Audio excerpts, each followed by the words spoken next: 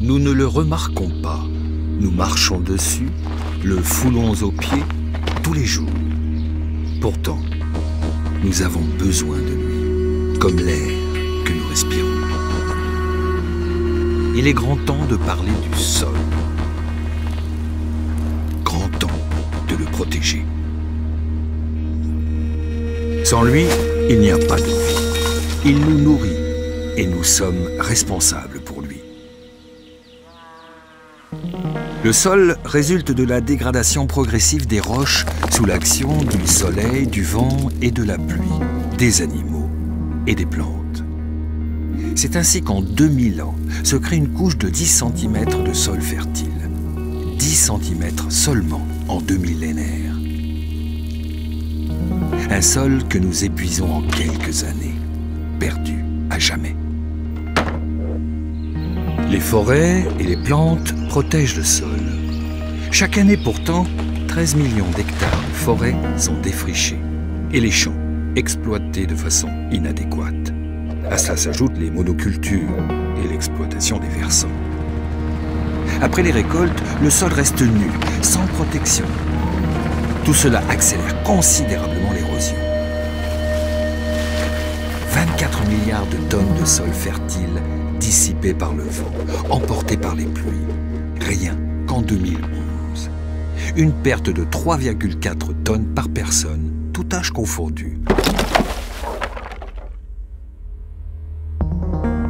L'érosion coûte à chacun d'entre nous 60 € par an, soit un total de 420 milliards d'euros à l'échelle mondiale.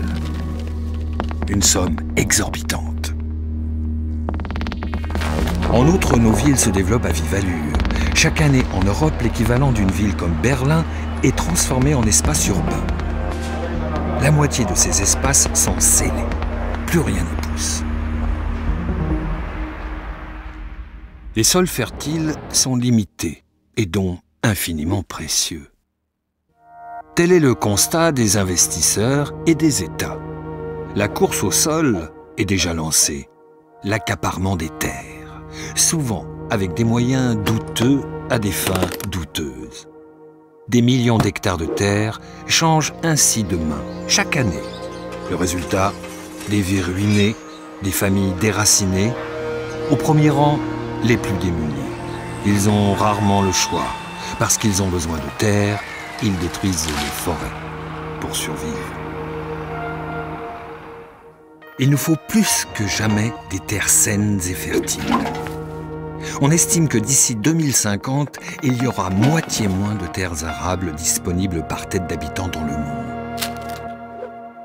Mais déjà aujourd'hui, 1 milliard de personnes se couchent chaque soir, le ventre vide. C'est 1 milliard de trop.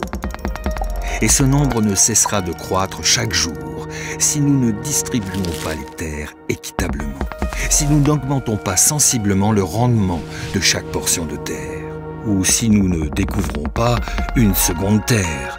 Mieux vaut cependant ne pas trop compter là-dessus. La question des sols mobilise trop peu notre attention, ou celle de nos décideurs politiques. Nous voyons les rayons de nos supermarchés bien remplis et croyons qu'il en sera toujours ainsi. Nous vivons à crédit, aux dépens des sols. Ils ne sont pourtant pas inépuisables.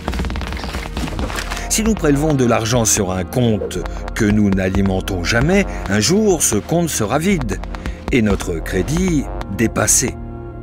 Et nos sols seront épuisés.